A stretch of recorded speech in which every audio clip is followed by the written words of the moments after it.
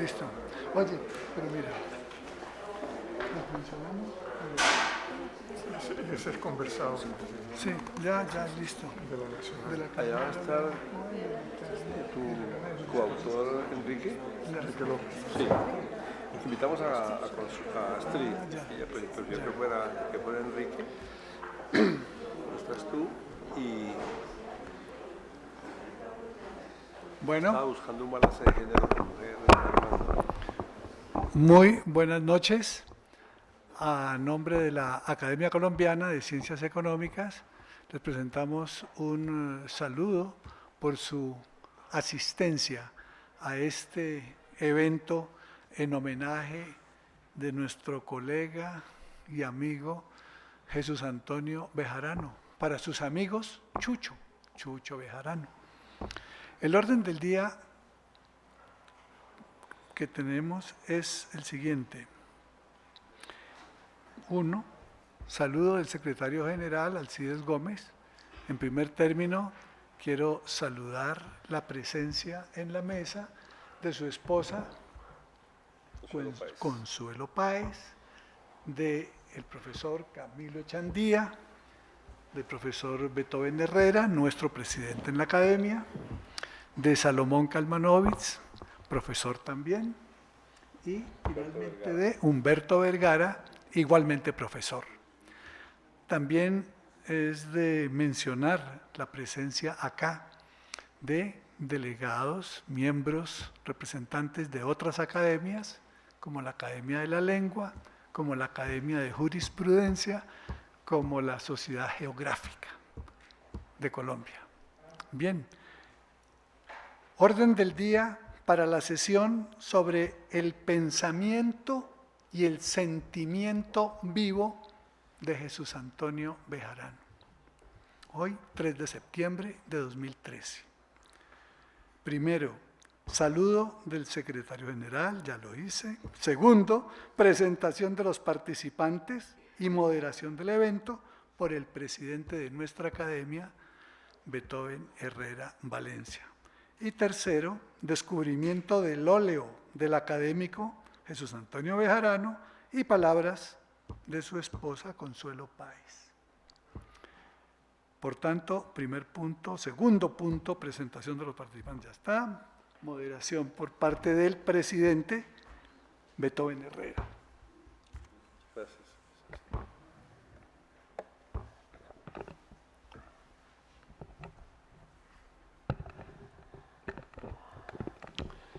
Este es el primer acto público que tenemos después de la asamblea estatutaria que tuvimos el pasado mes de agosto, del cual hubo cambio en los cargos directivos de la asamblea, de la academia. El colega Edgar Reveis Roldán es el nuevo presidente, se encuentra en Francia, por esa razón yo como vicepresidente lo reemplazo, y el colega Alcides Gómez asume la Secretaría General de la Academia.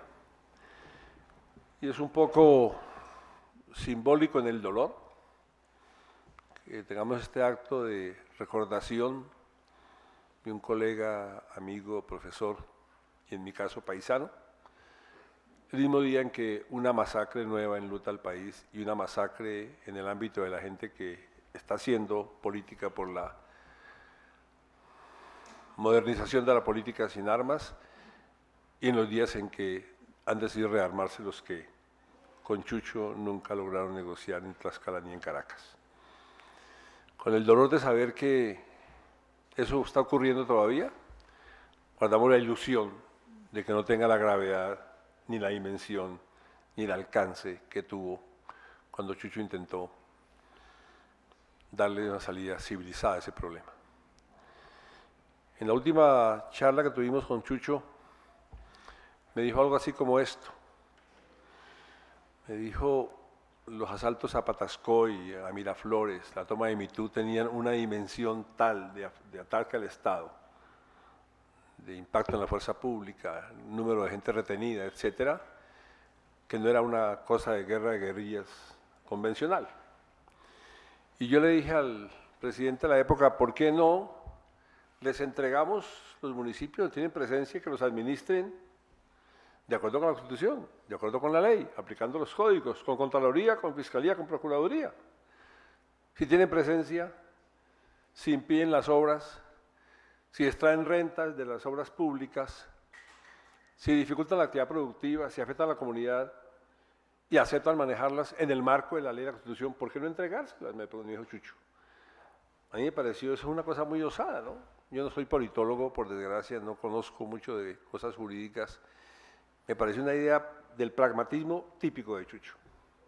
Me dijo, es que ya de hecho es así.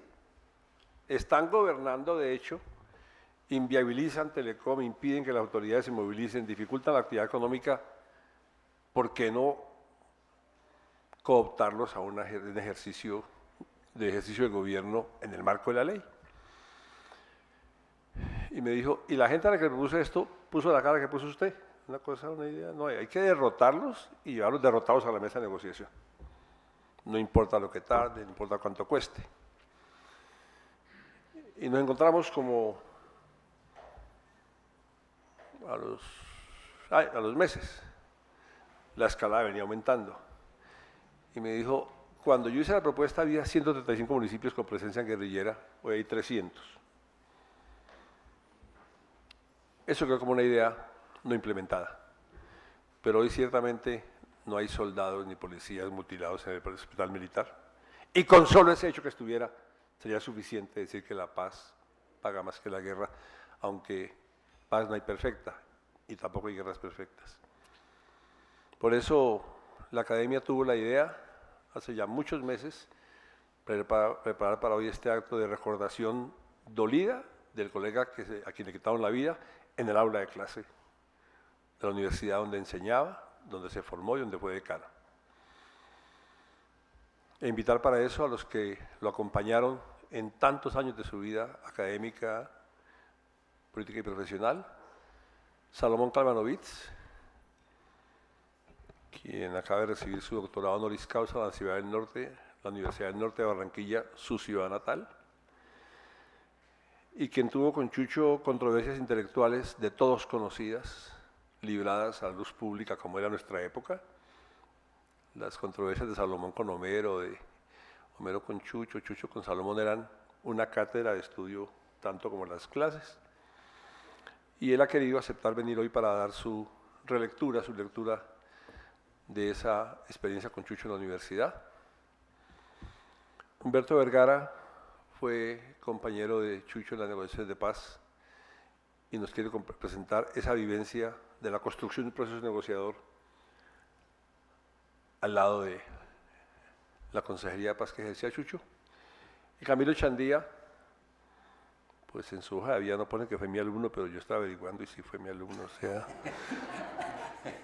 dicen que hay gente que coloca a Beethoven dependiendo para dónde va la hoja de vida. Si es para Tadeo, eso le da puntaje, pero Banco República y Hacienda y DANE le quita puntaje, entonces lo omiten pudorosamente. Pero Camilo tuvo la cercanía con Chucho en la construcción teórica del problema. Yo tengo que decir, Camilo, que hasta que ustedes comenzaron a trabajar, yo repetía el tema de que la pobreza engendraba la violencia y que las guerrillas se correspondían con temas del atraso social y que entonces la ausencia de educación y vivienda lo causaba eso. La tesis de la extracción de rentas petroleras, la tesis de extracción de excedentes sociales en áreas de desarrollo fue novedosa y creo que entender eso es una cosa nueva y no resolverlo hasta hoy pasa por el tema de las rentas que alimentan ese conflicto posiblemente. Por eso quisimos invitar a Camilo a nombre del Externado de Colombia, porque la revista que Chucho ideó y que dejó en imprenta, y no puedo leer, pero que dejó en imprenta, Economía Institucional, es el resultado de esa gestión académica, ¿cierto? Consuelo Páez, su compañera, hasta el último día, ha mantenido vivo por 20 años el testimonio de Chucho, apoyando en los jóvenes que investigan y producen, en la Federación de Estudiantes de Economía, FENADECO, y la Academia se honra de informar hoy que están entrando a imprenta el libro editado con su secretario, con Alcides y el equipo de la Academia de Publicaciones, para entregar en el libro de la Academia las ponencias de los jóvenes que han ganado sus concursos en congresos estudiantiles de esa federación los pasados años, premio que ha entregado Consuelo personalmente y que ha sido escogido por el Banco de la República. Esperamos asimismo publicar las tesis de grado Salomón doctorales cum laude, de maestría premiadas, para estimular que los nuevos investigadores tengan un espacio de publicidad que en este país es tan escaso para la gente que comienza a publicar. Dicho eso, me honra entregar la palabra por estricto orden de edad descendente a Salomón Cannavey.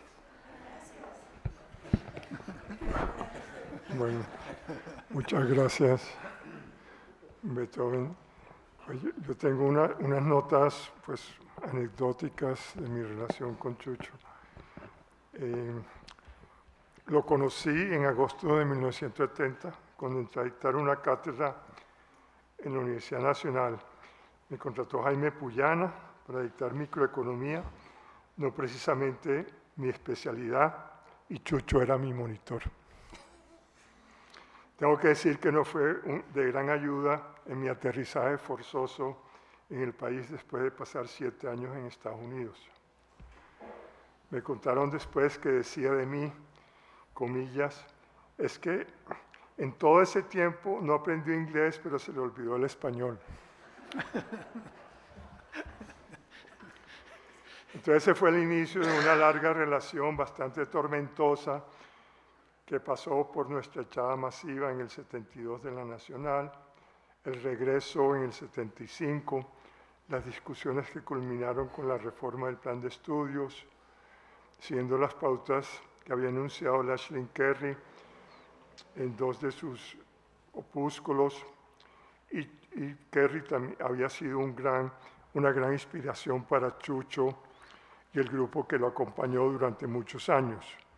Este grupo incluía a César González, Luis Bernardo Flores, Homero Cuevas, que hacían alianzas con el grupo del PC, del Partido Comunista, liderado por Leonidas Mora, otro integrante del grupo, pero que no estaba no estaba tan cercano a ellos, era Francisco Azuero, era más amigable con nosotros, y Gabriel Misas, con quien había trabajado en el DANE, también era más abierto que el resto. Por esta época Chucho trabajaba en Planeación Nacional y era profesor de cátedra, creo. Entró más adelante a la facultad como profesor de tiempo completo, creo que en 1980. El programa que surgió de nuestras discusiones fue replicado de alguna forma por la Facultad de Economía de la Universidad de los Andes, donde enseñaba José Antonio Campo y Guillermo Perry. Fue muy productivo que las 2 mejores universidades pública y privada ejercieran un liderazgo conjunto en la forma como se comenzó a enseñar la economía en el país. Estábamos apoyados por Jaime Zuluaga, quien entonces trabajaba en el ICFES, gracias a lo cual el programa fue considerado casi como obligatorio para el resto del sistema educativo del país.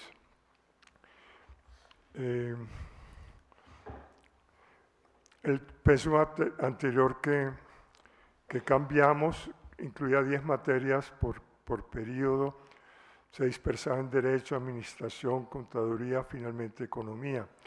Nosotros instauramos un sistema de 5 materias muy concentradas en Economía, Matemática, Estadística, que se repartía entre Economía neoclásica, keynesiana y marxista, y contaba con una cátedra de Economía colombiana. Se recurrió a la historia económica global y latinoamericana que tanto Chucho como yo defendimos con ahínco. En los años 70, Chucho hizo migas con Mario Arrubla y fundaron la revista Cuadernos Colombianos, en la que se airearon las ideas pioneras de lo que yo llamo el Grupo de Medellín, aunque era bien diverso, que fuera liderado por Estanislao Zuleta y Arrubla, e incluyó en diferentes momentos pues, la gente que publicó en Cuadernos Colombianos: Germán Colmenares, Orlando Melo, Álvaro Tirado, Margarita González, Alberto Corchuelo, Jorge Villegas, Jaime Tenjo y otros que publicaron en sus páginas y quienes dejaron una profunda impronta en las generaciones que lo sucedieron en construir el acervo de investigación económica e historia que había avanzado en el país. Zuleta se enfocó más por el lado del psicoanálisis, pero tuvo una gran influencia sobre la intelectualidad de la época. En el número 3 de Cuadernos Colombianos contribuí con un ensayo sobre la estructura agraria. Y mientras yo fui crítico de Mario Arrula desde la revista Trotskista, Ideología y Sociedad, Chucho lo defendía en Cuadernos. Asimismo, Chucho defendió a Kerry en su ensayo Kerry, Diagnóstico y Estrategia, apareció en la misma revista, que yo critiqué visceralmente en Desarrollo Represivo Acelerado, que apareció en la revista partidaria. Cuadernos Colombianos publicó 12 números y cerró en el 79, dejando un legado importante en la construcción de las ciencias sociales en el país. O sea, yo creo que pues, digamos, mucha gente se ha olvidado de este paso que fue muy importante en el inicio de las ciencias sociales modernas en el país. El debate que había, pues, o que protagonizamos Chucho y mi persona, fue muy productivo para los estudiantes. Ellos se devoraban muy concentrados lo que publicaban sus dos profesores y entre ellos mismos debatían fuertemente las posiciones de cada uno. Entonces creo que también ahí hubo, pues por medio del debate, pues las personas adquirieron una disciplina de lectura y de pues, desmenuzamiento de las ideas económicas. Bueno, cuando nuestro ímpetu investigativo hizo necesario salirnos de la Facultad de Ciencias Humanas, donde estábamos, organizamos la nueva Facultad de Ciencias Económicas en el 79, cuyo primer decano iba a ser, por consenso, Guillermo Perry, quien era en ese entonces simpatizante del MOIR. Perry nos dejó colgados y el grupo de Chucho aprovechó para poner a César González como decano. A partir de entonces ejercieron una mini dictadura en la que se sucedieron en el cargo todos los integrantes del grupo para culminar con Chucho en el 87, cuando Marco Palacios lo sustituyó por Juan José Chavarría. JJ venía de Desarrollo y le dio un remesón a la facultad para bien en materia de diversificación e incentivos meritocráticos, también pues de mucho rigor. Pues hoy creo que criticaba con demasiada dureza a Chucho, precisamente por la discriminación que estábamos padeciendo los que no éramos de la Nacional: Manuel Trujillo, Clemente Forero, Absalón Machado, Fernando Tenjo y otros. El grupo nuestro era políticamente diverso, pues había MOIR, trotskistas, apolíticos, y al preguntarnos qué era lo que nos unía, descubrimos que fue precisamente el no sentirnos dueños de la institución pública a la que habíamos llegado a servir sin haber sido sus estudiantes. Un amigo común, Philip Wright, que nos había invitado a Chucho y a mí al Instituto de Estudios Sociales de La Haya en 1980, durante 3 meses, me dijo recientemente que mis críticas a Chucho las hacía sabiendo que no me iba a contestar. Era un objetivo cómodo, me dijo. En ese entonces, Luis Bernardo Flores hacía su maestría en el mismo instituto, Pacho Azuero estaba en París, Chucho iba a París con frecuencia y Pacho nos vino a visitar y fuimos con él a Ámsterdam. De esa generación de la UN solo sobrevive Azuero, quien dicta clases en los Andes, junto con Clemente Forero y Beethoven, que es eterno.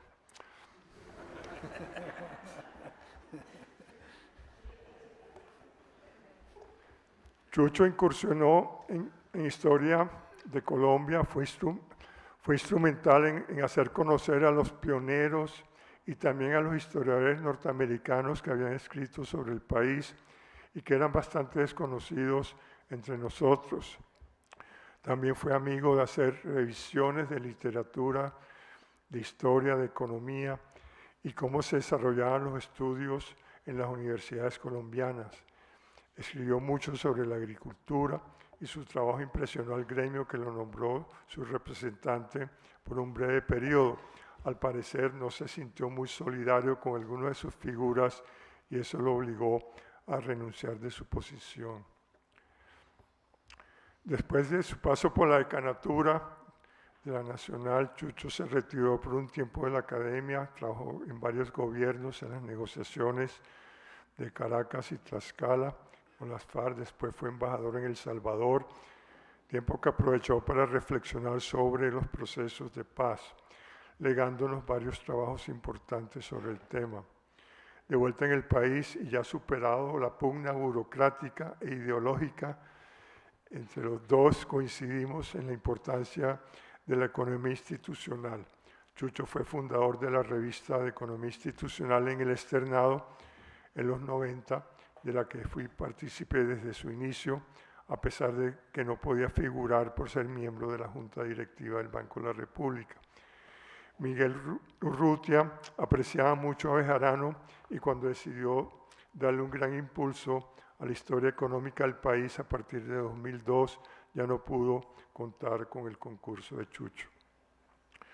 Chucho tenía una enorme facilidad de expresión, tanto hablada como escrita, y efectivamente escribió mucho sobre un gran número de temas que es muy difícil hacerle justicia a todos sus aportes. Creo que el tipo de intelectual multifacético que fue, sin aceptar la necesidad de especializarse, nos está repitiendo desde que fuera asesinado levemente hace 20 años. Hoy la economía sufre un proceso de creciente división del trabajo y de especialización que, como mostrara Adam Smith, aumenta mucho la productividad, pues no nos permite reflexionar sobre los grandes problemas del país que Chucho Bejarano encaró con entusiasmo y dedicación. Gracias.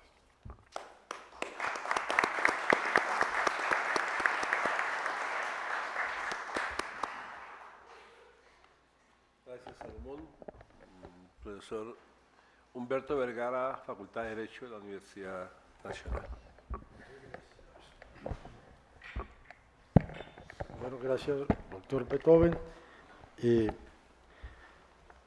Y voy a iniciar un poco mi intervención leyendo una parte de un discurso de Chucho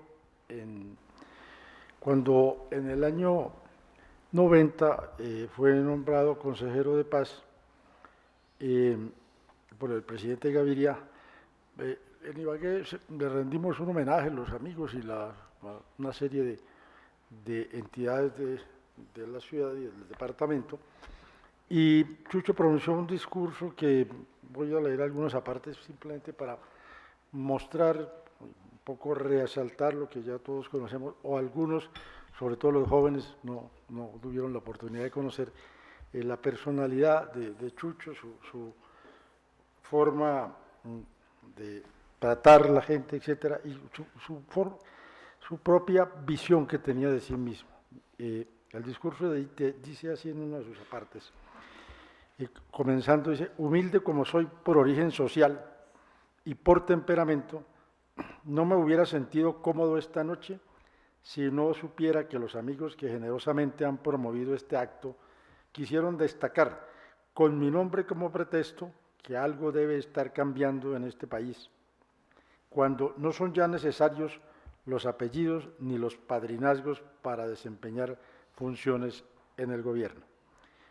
Soy un hombre de provincia, de una tierra en paz, que incubó desde las montañas de Sumapaz, de Chaparral y desde las selvas de Galilea, la ruta originaria de la guerrilla y cuyas gentes guardan aún en la memoria los horrores de la muerte y la violencia, que saben cuánto cuesta la guerra y cuánto vale la paz, y que saben por lo mismo, lo que significa el gesto de confianza del presidente de la República de asignarle a un hijo de esta tierra la dura tarea de ayudar a construirla. Pertenezco además a una generación que apenas salida de su adolescencia osciló paradójicamente entre los libros y las armas para buscar un país mejor. Quienes escogimos los libros aprendimos a discernir, a criticar y a construir caminos posibles. Los otros se la jugaron a la utopía de la guerra buscando una oportunidad de justicia. Muchos de mis compañeros de generación entregaron la vida por un recurso inútil. Pretendieron desde la insurgencia, en lo que fue, para decirlo con las palabras de una canción de moda, un acto imprescindible de ilusión, imponer con la violencia lo que según ellos se les negaba por el camino de la democracia. Si hubieran logrado sobrevivir, acabarían comprendiendo, como lo hemos comprendido la mayoría, que apuntarle a la democracia y no a la guerra es un camino más firme, promisorio y civilizado para la superación de nuestras carencias. Esta fue la decisión del M-19 y la que está en curso por el Ejército Popular de Liberación, el Partido Revolucionario de los Trabajadores y el movimiento proindigenista Inti Lame, 3 organizaciones guerrilleras que han preferido la paz, lo que por cierto requiere más valor y más audacia que el uso de las armas. Hasta ahí el discurso de Ibagué, que se pronunció en el año 90, la referencia a los procesos del M-19, del EPL, del Quintín Lame, etcétera, son los que asumió Chucho y quienes lo acompañamos en la Consejería de Paz para realizar todas estas negociaciones. En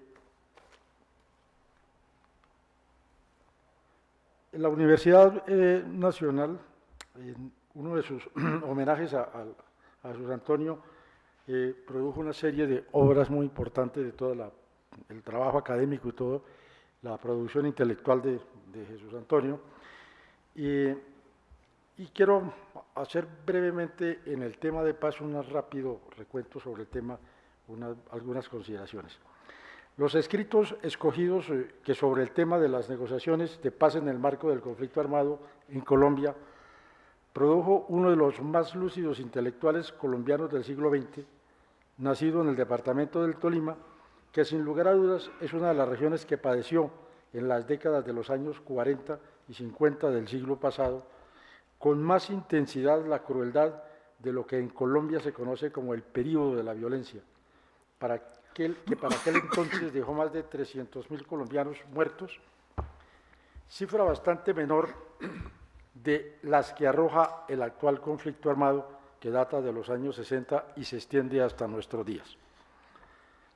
Esta impronta habría de ejercer una enorme influencia en las preocupaciones intelectuales y vitales de quien en los años 70 se graduó como economista en la Universidad Nacional de Colombia, de la cual fue profesor emérito, decano de la Facultad de Ciencias Económicas, miembro de la Academia de Ciencias Económicas, ganador del Premio Nacional de Ciencia Alejandro Ángel Escobar, consejero presidencial para la paz, embajador de Colombia en Guatemala y Salvador y representante de Colombia en el grupo de países amigos del proceso de paz y negociaciones de estas dos naciones centroamericanas que culminó exitosamente con la incorporación de los grupos guerrilleros de estos países a la vida democrática.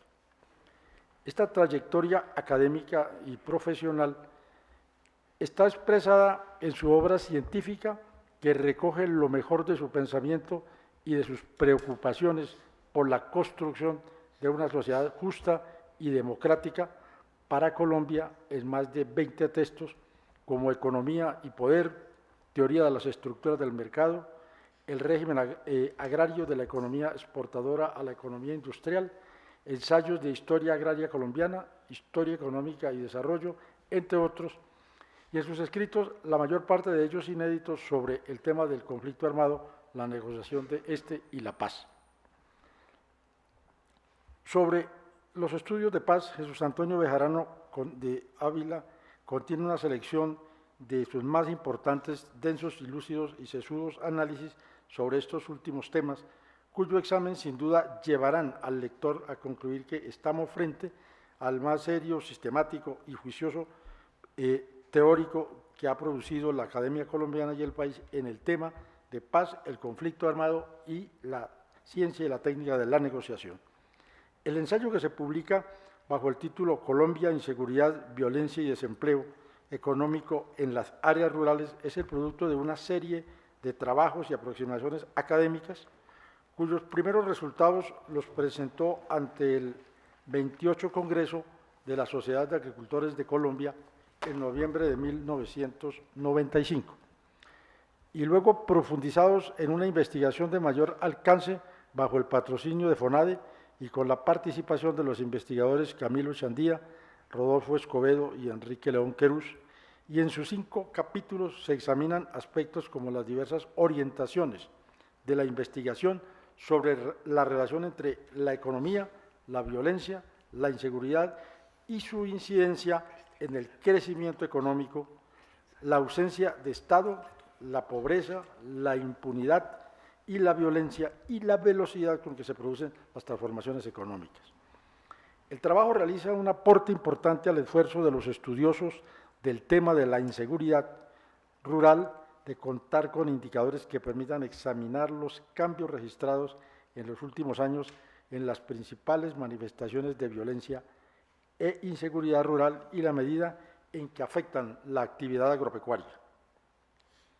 En esta perspectiva, el estudio se ocupa del análisis de la actividad armada de la guerrilla, el secuestro, la extorsión y los asesinatos realizados por los actores organizados de la violencia. Para mostrar un panorama detallado de estos fenómenos, se apoya en una serie de mapas y gráficos que ilustran el desarrollo y superposición de estos fenómenos. Se presenta así una completa geografía de la violencia y la inseguridad generada por los actores armados y se aborda el tema del surgimiento y desarrollo del paramilitarismo en el país.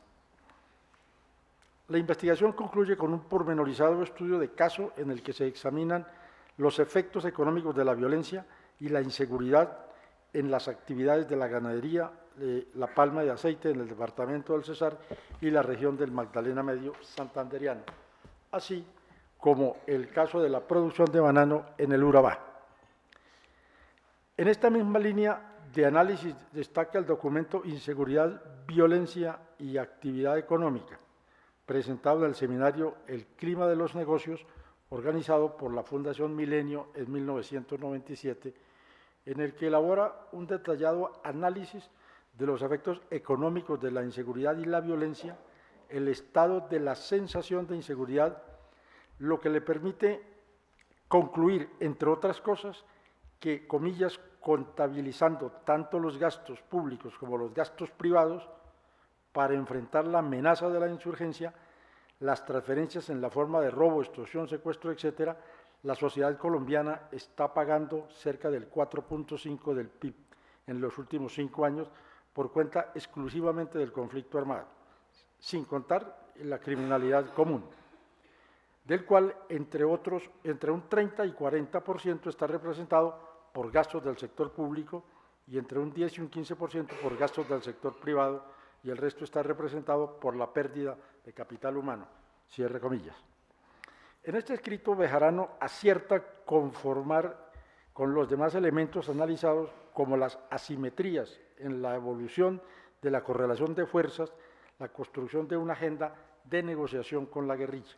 Más adelante me referiré un poco a algunos aspectos del tema de la construcción de la agenda y la construcción de toda la estructura de la negociación, que es donde también sus aportes fueron muy importantes en este campo de la construcción de paz.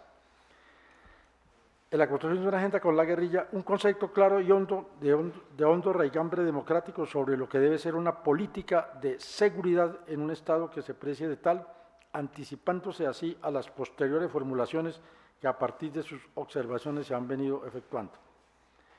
En los sucesivos escritos que Bejarano produce con una frecuencia y profundidad de análisis llevados cada vez más al detalle, son de imprescindible lectura y reflexión los efectuados alrededor del tema que constituye el eje central de su preocupación intelectual en la última década de su existencia, las negociaciones de paz en Colombia, en el que sin lugar a dudas funge como el pensador colombiano que logró construir una teoría propia para las condiciones del conflicto colombiano. Varios de sus más significativos aportes al tema son, entre otros, la política de paz durante la administración Barco, los límites de un proceso de negociación con las guerrillas, el papel de la sociedad civil en los procesos de paz, las negociaciones de paz, algunos aspectos metodológicos, avanza Colombia hacia la paz y finalmente una agenda para la paz cuyo eje central es su preocupación y reflexiones sobre la negociación del conflicto armado que desarrolla a partir de 4 ensayos temáticos, así en este último texto. La construcción de paz, una aproximación desde la teoría de la resolución de conflictos. Aquí se detiene a fondo en la construcción de una teoría de la negociación precisa y explica los 4 elementos que en su sentir son relevantes en la perspectiva de una negociación, a saber, 1, la formación del conflicto, 2, el análisis de las incompatibilidades, 3, la conducta de los contendientes y 4, los elementos de la formación de la paz. Los diálogos de Caracas, un examen, segundo tema del texto de una agenda para la paz, un examen de las incompatibilidades básicas en los diálogos de Caracas que se realizaron en el año 91. Comprende un balance y un análisis sobre el desarrollo de las negociaciones que se escenificaron en Caracas en el año 1991 con la coordinadora guerrillera Simón Bolívar, integrada para ese entonces por las FARC, el ELN y una pequeña disidencia del EPL, de las cuales extrae valiosas enseñanzas para consolidar las elaboraciones teóricas sobre la negociación. Un tercer aspecto de ese texto es entre los laberintos de la paz y las anchas avenidas de la democracia, reflexiones sobre los procesos de paz en Colombia y El Salvador.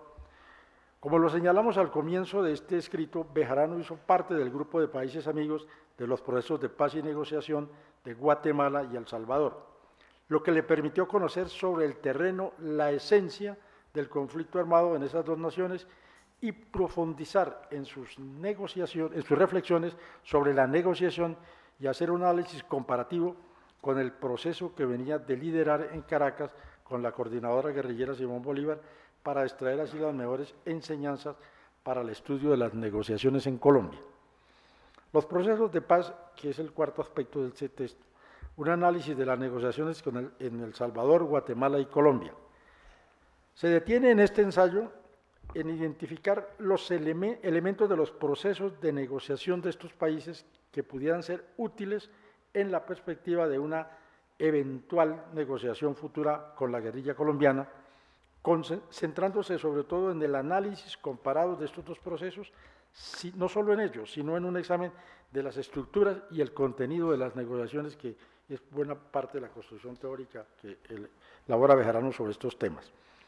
Estas obras revelan la versatilidad, audacia e independencia de su pensamiento, formado en disciplinas como la historia, la sociología, la ciencia política, que posibilitaron un profundo conocimiento del problema agrario y sus implicaciones de todo orden en la conformación del conflicto armado colombiano, a cuya resolución pacífica y negociada dedicó buena parte de los últimos 20 años de su fructífera vida. Estos textos son el trasunto del docto economista que se adentra en la ciencia política para desentrañar el contenido de las instituciones y de las relaciones políticas entre los individuos y en la sociedad, para volver al campo de su disciplina y establecer las correlaciones necesarias entre estas áreas del saber y elaborar a partir de ahí propuestas concretas y al detalle en la perspectiva de encontrarle una salida política al conflicto con los grupos armados que posibilite incorporarlos a la vida política democrática y proseguir la construcción de una sociedad con justicia y equidad para todos. Con este bagaje intelectual y el que fue acumulando a partir de 1986, cuando se vincula al gobierno del presidente Barco como asesor en asuntos económicos y de paz, emprende junto a Rafael Pardo, Darío Barberena y otros destacados colombianos la tarea de diseñar y poner en funcionamiento lo que se conoció como el Plan Nacional de Rehabilitación, el PNR, concebido como un instrumento prioritario de la estrategia integrada de paz, democracia y desarrollo adelantada durante el gobierno Barco, en la perspectiva de recuperar la legitimidad del Estado y de las instituciones y hallarle así una salida estructural al conflicto colombiano, al conflicto armado. El PNR, comillas, aquí cito un estudio del economista Fernando Bernal, que es importante sobre este tema, en un texto que se llama el PNR, 11 años de camino, la sociedad civil en marcha, de la Presidencia de la República, 1994. Ya en el análisis de lo que fue el PNR, comillas, dice Bernal, tuvo como elementos esenciales el PNR un cambio en la cultura del tratamiento de la protesta social y las demandas de la comunidad, la construcción de un aparato de clase más democrático, la recuperación de la legitimidad del Estado y de las instituciones como objetivo económico, la superación de los agudos desequilibrios sociales y económicos entre regiones, es decir, la superación del atraso. El proyecto buscaba fundamentalmente el fortalecimiento de la sociedad civil como matriz de la democracia y la cultura aunadas y el desarrollo del Estado en el ámbito de la sociedad local. Cierre comillas. Con esta estrategia de superación del conflicto, Bejarano se empeña a fondo, primero como asesor de la Consejería Presidencial para la Paz, hoy Oficina del Alto Comisionado para la Paz, y luego como consejero de paz del gobierno de César Gaviria, en construir una teoría y una práctica sobre la resolución pacífica de conflictos y en particular del conflicto armado colombiano, cuyo enfoque por la literatura y la política colombiana juzgaba demasiado, entre comillas, provinciano, propio de un poco del estilo de Chucho para estos temas. Por la renuencia a elaborar análisis comparativos sobre los procesos de negociación y resolución de conflictos en otros países. Desde esta perspectiva, consideraba que, comillas, nos haría falta explorar un poco más la literatura internacional para tratar de captar que existe una estructura intelectual en la resolución de conflictos que tiene, como todo análisis intelectual, una estructura que hace comprensible esa solución y no simplemente, como se suele decir, que es que el caso colombiano es un caso atípico. El caso colombiano cabe perfectamente en esa estructura intelectual que se ha tratado de derivar de las experiencias internacionales. Lo primero es insistir en que aquí no hemos abordado el caso colombiano. En el caso colombiano, esa estructura intelectual, no hemos entendido en qué consiste un proceso de paz, o en qué consiste una solución política negociada, o en qué consiste una estructura de negociación. Cierre comillas. Bejarano encarna así la responsabilidad de los intelectuales colombianos que asumieron el papel de desentrañar las raíces del conflicto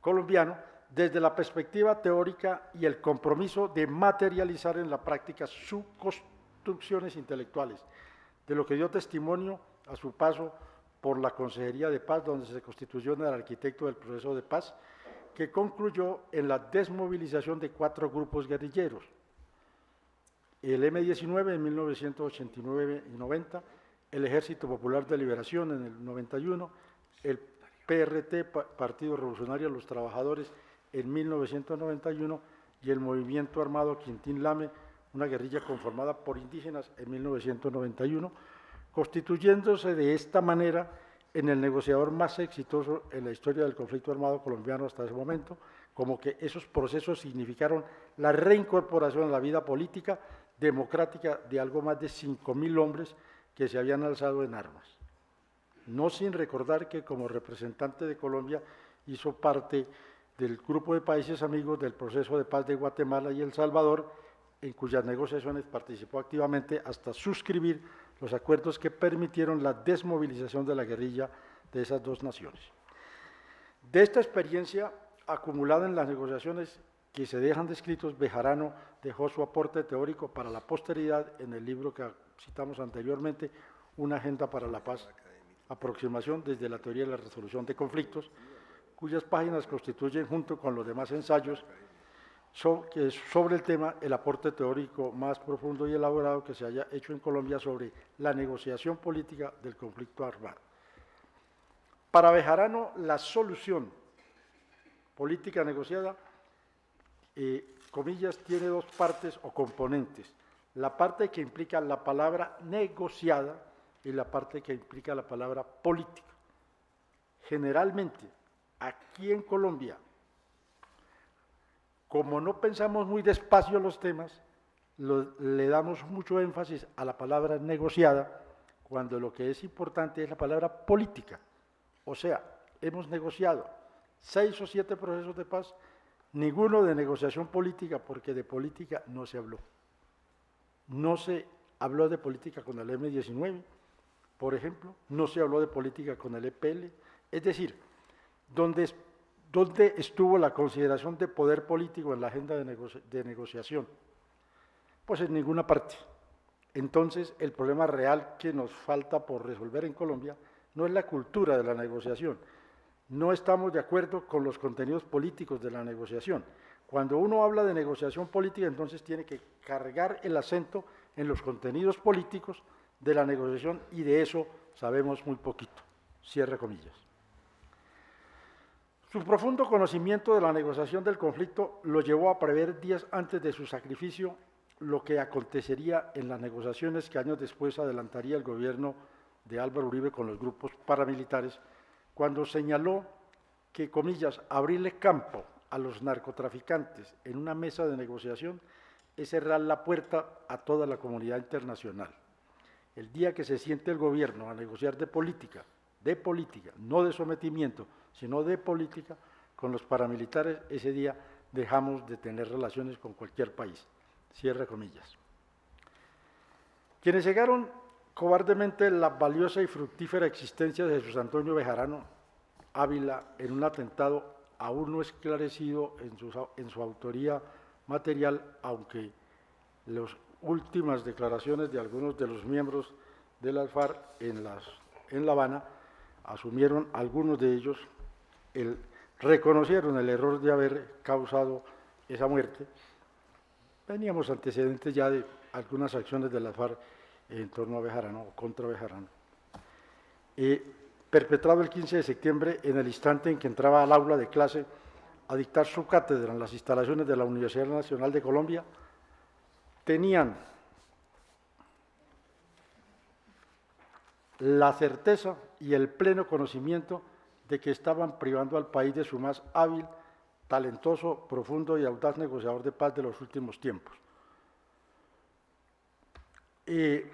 Su ausencia nos hace indudablemente plantear cómo nos hace falta Chucho para, como lo decía en su particular lenguaje coloquial, comillas, echar teoría sobre la paz y su logro a través de la negociación política del conflicto. Hasta aquí. Finalmente, dos aspectos para poder empatar la exposición con la continuidad que le va a dar Camilo Echandía. Chucho, sobre todo en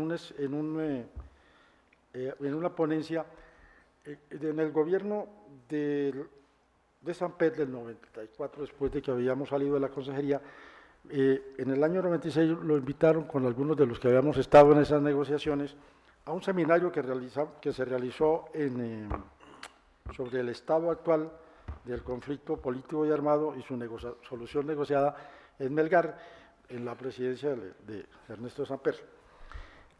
Allí Chucho presentó una ponencia que habíamos discutido con algunos de los que habíamos trabajado en esos procesos y pues dio sus particulares opiniones sobre el tema. Voy a leer algunos aspectos rápidos de la ponencia, solamente algunos, un poco para mostrar la forma en que Chucho escribía y la forma como veía ese proceso en ese año, ubiquémonos 94-98, el gobierno de Samper.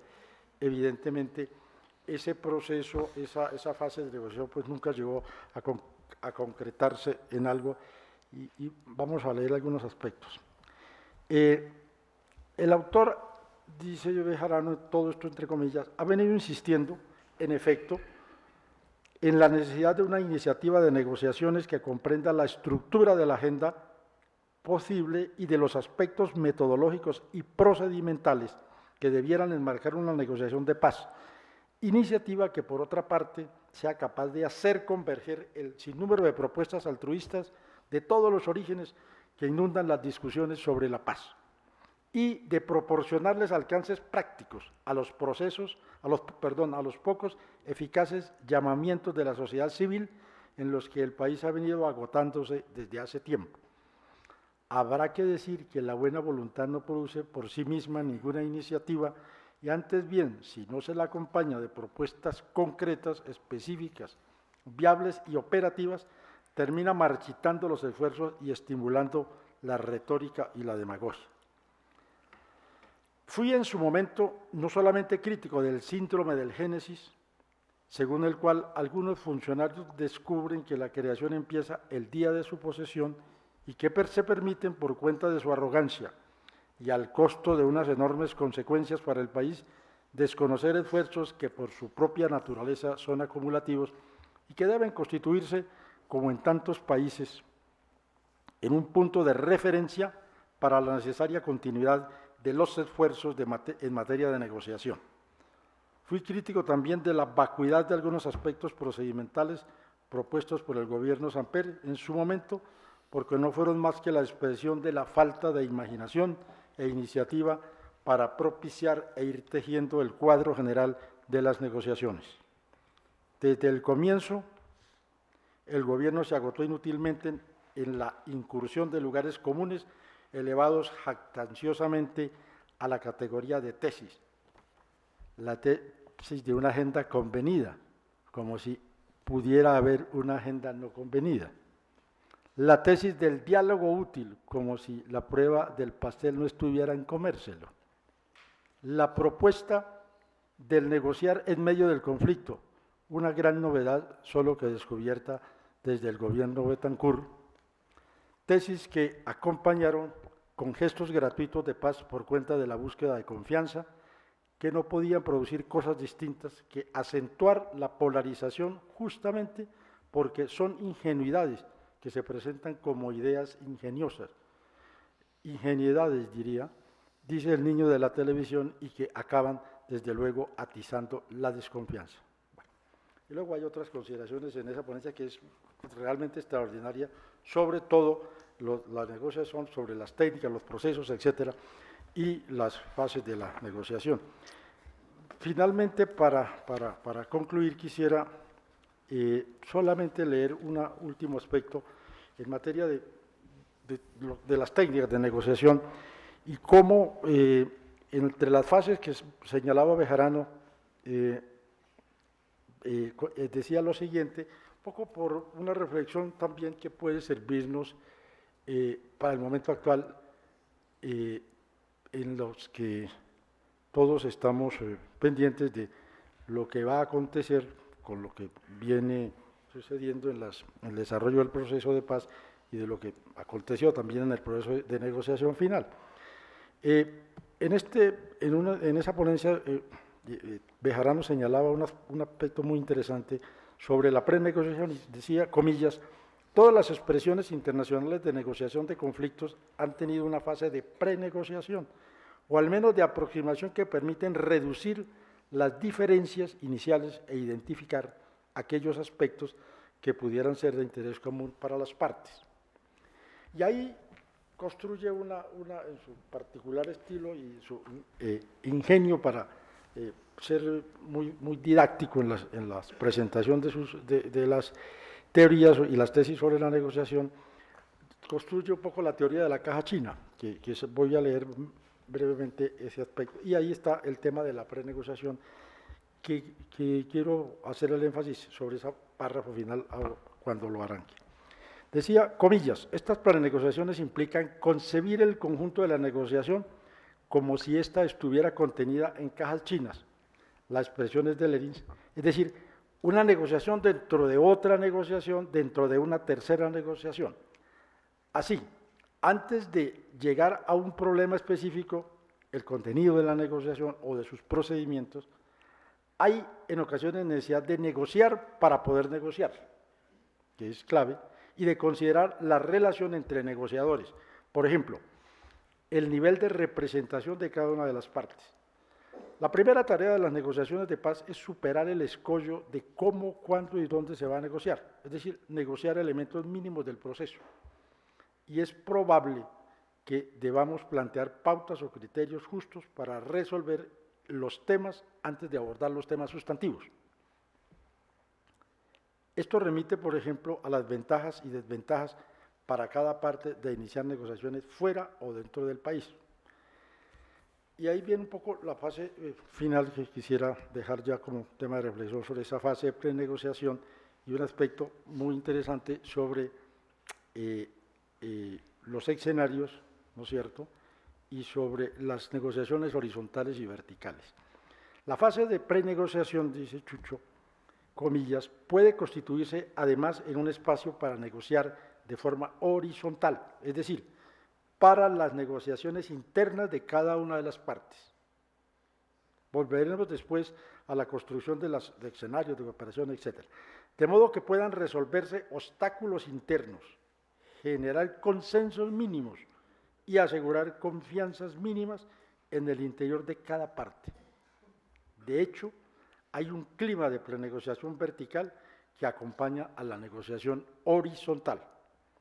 Ese clima debe explicitarse si no se quiere acrecentar el conflicto vertical por cuenta de los avances de la negociación horizontal, que fue lo que ocurrió en la primera fase del gobierno Samper y cuyas consecuencias fueron visibles en el memorando de los altos mandos a propósito del despeje de la Uribe, cuando hubo un choque con el mando militar por la negociación, esa negociación interna vertical no se efectuó de la manera que era previsible en un tipo de negociación de esta naturaleza. Con eso dejo concluido un poco la presentación de estos aspectos de Chucho, de la obra de Chucho, en materia de construcción de paz y en materia de negociación de conflictos y en las técnicas y de resolución de conflictos. Muchas gracias.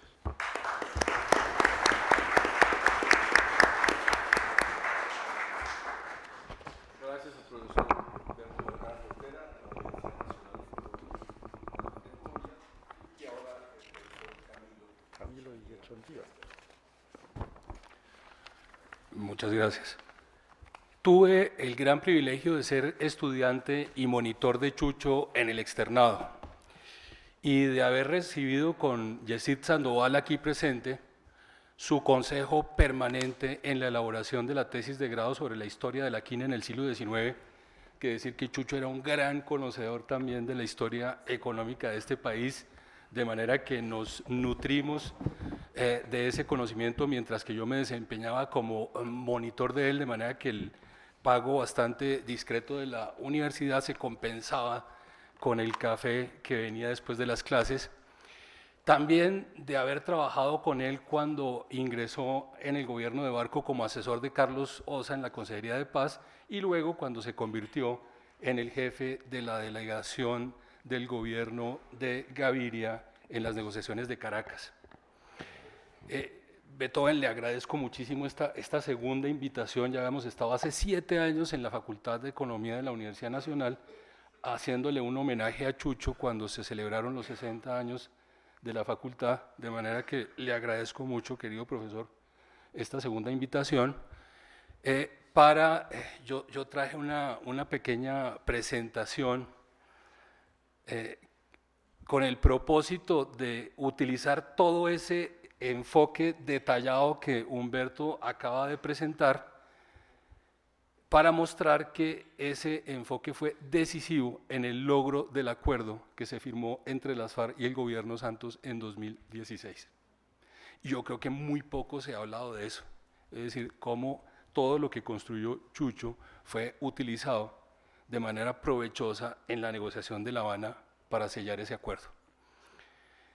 Esa presentación tiene simplemente el propósito de mostrar la dinámica del conflicto armado en relación, los economistas ya están diciendo dónde están los datos, cómo logró contextualizar, digamos, las iniciativas de paz de los gobiernos con la dinámica del conflicto. Y lo primero que tendría que decir es que es casi un lugar común afirmar que Chucho no fue un violentólogo, que fue más un conflictólogo. Y la verdad es que Chucho fue un gran conocedor de la violencia en Colombia. Toda la literatura escribió en 1982 un libro para el capítulo 11 ensayos sobre la violencia en Colombia, y a él le correspondió escribir el capítulo sobre la historiografía de la violencia en Colombia. Y en el trabajo que ya han citado, que hizo para la SAC, la historia de la SAC, que publicó en 1985, en la parte final,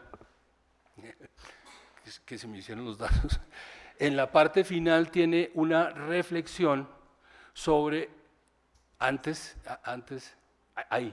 tiene una reflexión sobre el vertiginoso crecimiento de la guerrilla que se venía produciendo en medio de las negociaciones de paz en el gobierno de Belisario Betancur. En ese último capítulo, Chucho, a partir de dos mapas parecidos a estos, el mapa del ELN y de las FARC hacia 1984, mostraba la conmoción social que se estaba produciendo en el campo colombiano por cuenta de la expansión de la guerrilla, y digamos que eso inspiró un trabajo posterior donde Chucho no se ocupó de hacer un diagnóstico sobre la presencia guerrillera o las causas de la violencia, sino más bien sobre los efectos de la violencia sobre el sector agropecuario.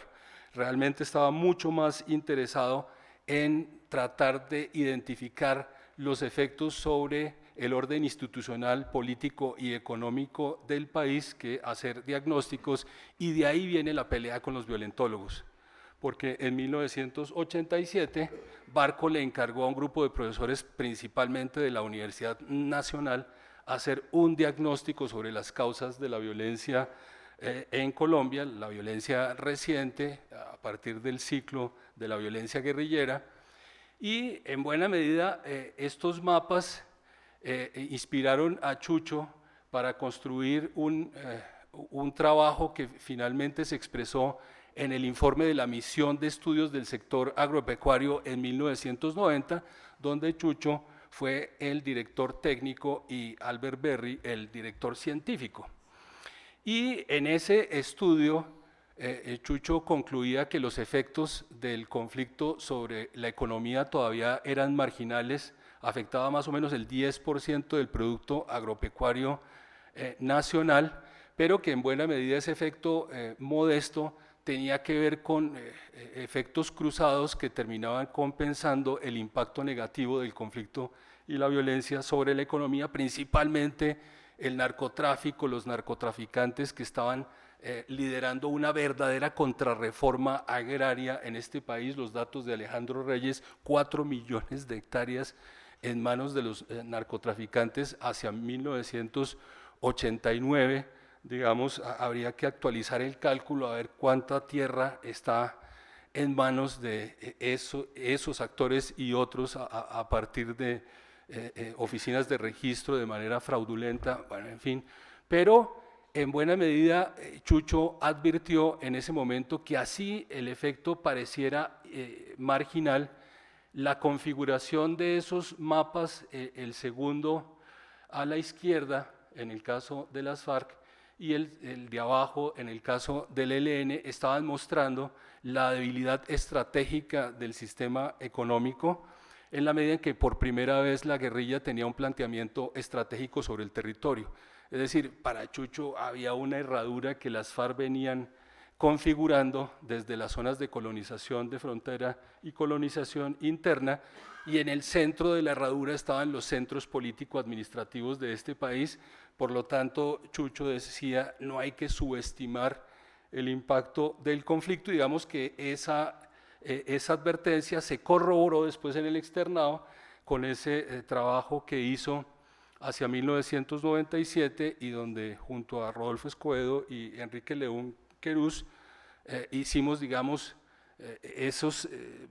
el tercer mapa en cada caso de las FARC y del ELN, donde efectivamente la guerrilla había diversificado por completo su presencia, estaba rodeando a Bogotá, en el caso de las FARC, el eje cafetero, y en el caso del ELN, a Medellín, el corazón petrolero, Barranca Bermeja, Cúcuta. Digamos que Bejarano en ese momento dijo que no tenía ningún sentido seguir subestimando a la guerrilla diciendo que se trataba de una simple expresión de bandolerismo y de narcotráfico, que realmente había que considerar que se trataba de un actor decisivo para bien o para mal en el futuro del país, y desde luego le mandó un mensaje clarísimo a los violentólogos diciendo las condiciones objetivas se quedan totalmente cortas tratando de explicar la expansión territorial de la guerrilla. Es decir, la precariedad socioeconómica, los desequilibrios regionales, la ausencia del Estado no explican ni la presencia ni la ausencia de la guerrilla. El tema tiene que ver con el desarrollo sistemático de las estrategias.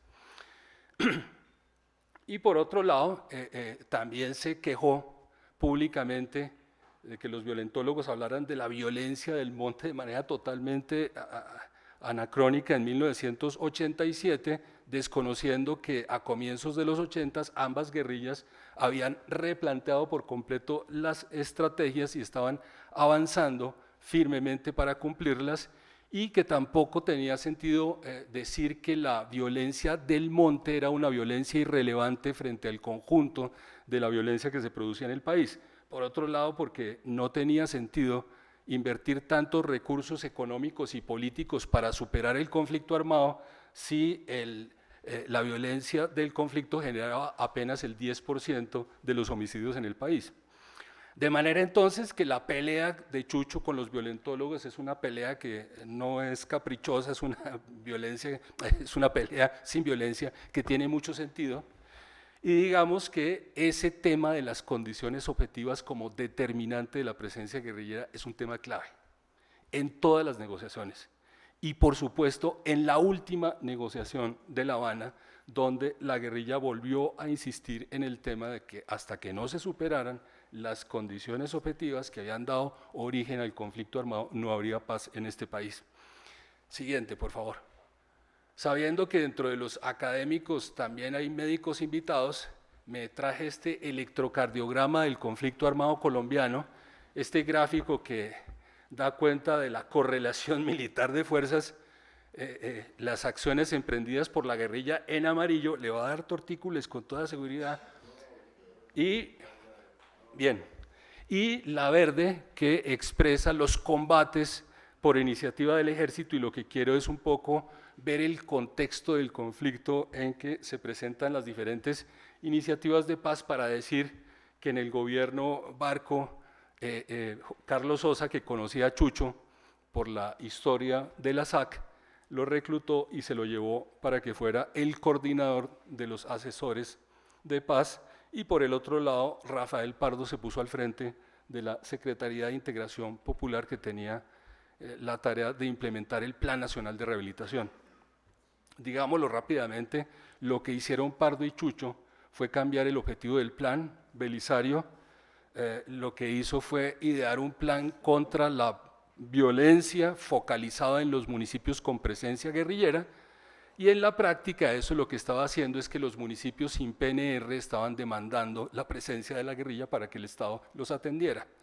Por lo tanto, frente a semejante resultado perverso, lo que hace Bejarano y la gente del CIDER de la Universidad de los Andes es cambiar la cosa y decir el plan es contra la pobreza, no es contra la violencia, y aquí los criterios de focalización son totalmente diferentes a la presencia de los grupos guerrilleros.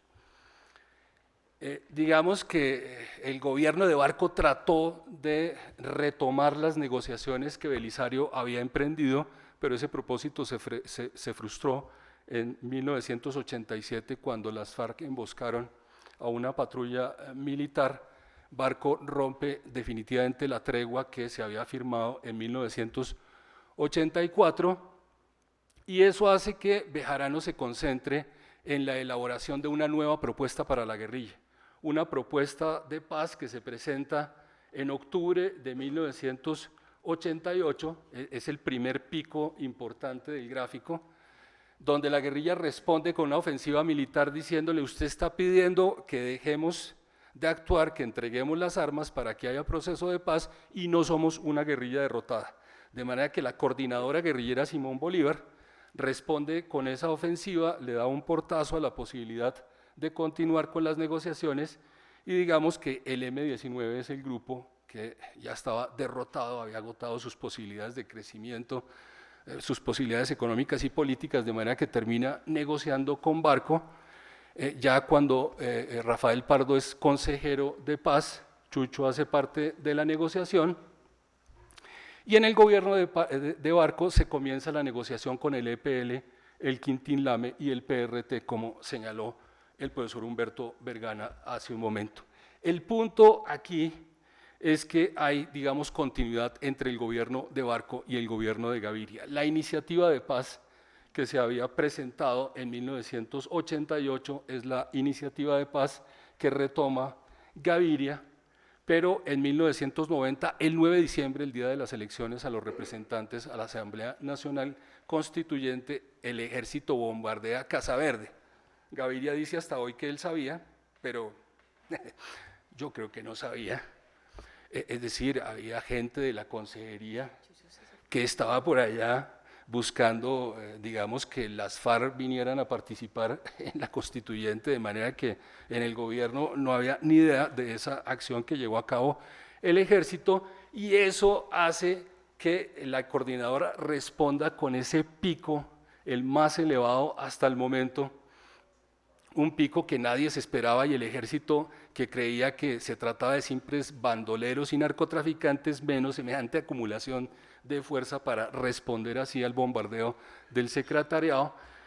Digamos que la ofensiva es tan letal para la infraestructura económica del país que Humberto de la Calle, que es para el momento el ministro de gobierno, tiene que salir públicamente y decir: paren la ofensiva, negociamos sin condiciones, ya no hay que hacer demostraciones de buena voluntad. Se van para Cravo Norte, en Arauca, y ahí acuerdan negociar por fuera del país, y ese es un avance gigantesco en términos de la negociación. Es decir, la negociación se produce por fuera del contexto del conflicto. El conflicto, como se ve en el gráfico, sigue estando bastante activo, y Chucho no parte de cero. Chucho, digamos, tiene el compromiso de no volver a repetir los errores del pasado, y por esa razón sabe que es muy importante pactar el cese al fuego con la guerrilla, pero de manera verificada. Es decir, el problema de Belisario es que no hubo verificación, no hubo concentración de los frentes guerrilleros.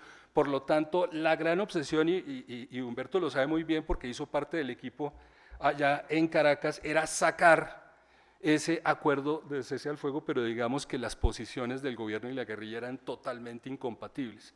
Es decir, para la guerrilla eso implicaba una derrota, una rendición, concentrarse en esas corralejas que yo diseñé con otros ahí de la consejería, esas corralejas, los 60 municipios de la propuesta de septiembre de 1991, mientras que el gobierno decía: si no hay verificación, no hay confianza de la opinión pública, y obviamente la guerrilla vuelve a utilizar tácticamente las negociaciones para avanzar en sus propósitos militares. Las posiciones incompatibles también se expresan en el tema de los paramilitares. La guerrilla exige que el gobierno desmantele sus paramilitares, mientras que el gobierno dice: ese es un fenómeno bastante autónomo, tiene que ver mucho más con el narcotráfico que con una estrategia contrainsurgente del Estado, de manera que las posiciones son incompatibles, y con el tema del secuestro. Es decir, la guerrilla no reconoce que haya secuestrados, tiene a unos retenidos de la oligarquía y a unos prisioneros de guerra en el caso de los policías y los militares. Por lo tanto, ese tema tiene que tramitarse a través de la agenda, no puede ser un requisito que el gobierno pida de antemano, y digamos que en eso se le van prácticamente 2 años a Chucho tratando de establecer ese cese al fuego con verificación. y a mediados de 1992 finalmente le dice a Gaviria: a mí se me agotó la imaginación, de manera que no puedo seguir. No es que se le haya agotado la imaginación, sino que con esa correlación de fuerzas absolutamente negativa y desfavorable para el Estado era muy difícil tratar de sacar alguna fórmula, digamos, de cese al fuego que implicara la inactividad de la guerrilla y mucho menos la verificación del cumplimiento de esa medida para lograr, digamos, el avance de las negociaciones. Por lo tanto, lo que hace Gaviria es nombrar a Serpa como jefe del equipo negociador. Las negociaciones se trasladan a Tlaxcala y se reunieron, creo que una vez, 2 veces. El EPL secuestra a Argelino Durán Quintero, quien finalmente muere en cautiverio, y Gaviria dice: no más, esto es un desgaste político innecesario, aquí no hay posibilidades de negociar, de manera que a partir de 1993, Pardo, convertido en el primer ministro de Defensa Civil, es el encargado de llevar a cabo la guerra integral contra la guerrilla. Y la guerrilla, que no es tonta, como muestro en el gráfico, se repliega para no ser debilitada, aprovecha para llevar a cabo la 8ª conferencia, donde decide dar un salto cualitativo hacia la guerra de movimientos, dejar atrás la guerra de guerrillas y golpear de manera contundente al ejército. Al cabo de ese periodo, hacia 1994, en la coyuntura de cambio de gobierno, la guerrilla vuelve a escalar el conflicto diciendo: se trató de un repliegue táctico, pasaron los 18 meses, que era el ultimátum del gobierno, no estamos derrotados, de manera que despedimos a Gaviria y saludamos a Samper. El punto es que en ese lapso de guerra integral, Chucho fue embajador en Centroamérica, en Guatemala y en El Salvador. El tiempo que utilizó para la reflexión de lo que había pasado en Caracas, él dice por ahí en algún momento del libro Una agenda para la paz: si yo hubiera tenido el tiempo para reflexionar, de pronto el resultado hubiera sido otro, pero realmente no hubo tiempo para pensar que era realmente iluso pedir voluntad de paz, que la voluntad de paz no servía realmente para construir un acuerdo, que lo que había que hacer era superar las incompatibilidades básicas, era el requisito primordial para lograr un acuerdo político que permitiera superar el conflicto armado.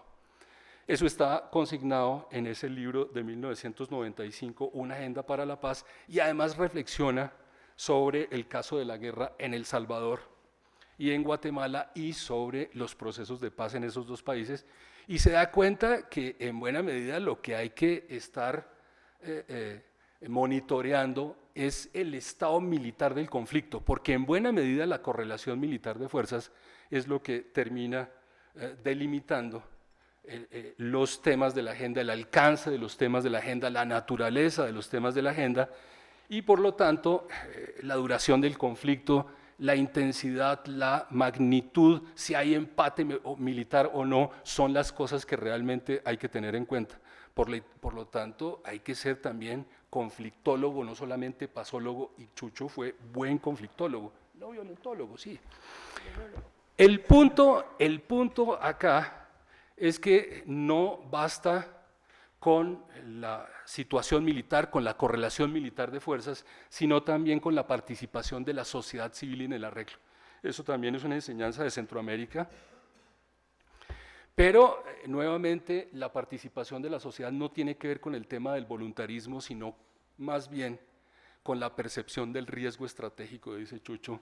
Es decir, si la sociedad, si las élites del poder perciben el conflicto como una amenaza, se movilizan para arreglar el problema. Si el conflicto no representa una amenaza grave, olvídese, no hay ningún tipo de movilización y el espectro de concesiones no se mueve.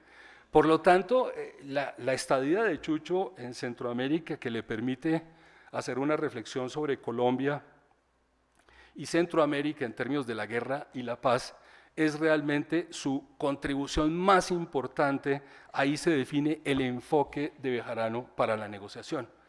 Hay que ver que en el gobierno de Samper la crisis política pues obviamente se impone no hay espacio para las negociaciones, y el político profesional que habían nombrado como consejero para la paz rápidamente se da cuenta que ahí no hay ninguna posibilidad, de manera, ese político profesional que siempre le apunta a otro puesto diferente al que está desempeñando, ¿cierto?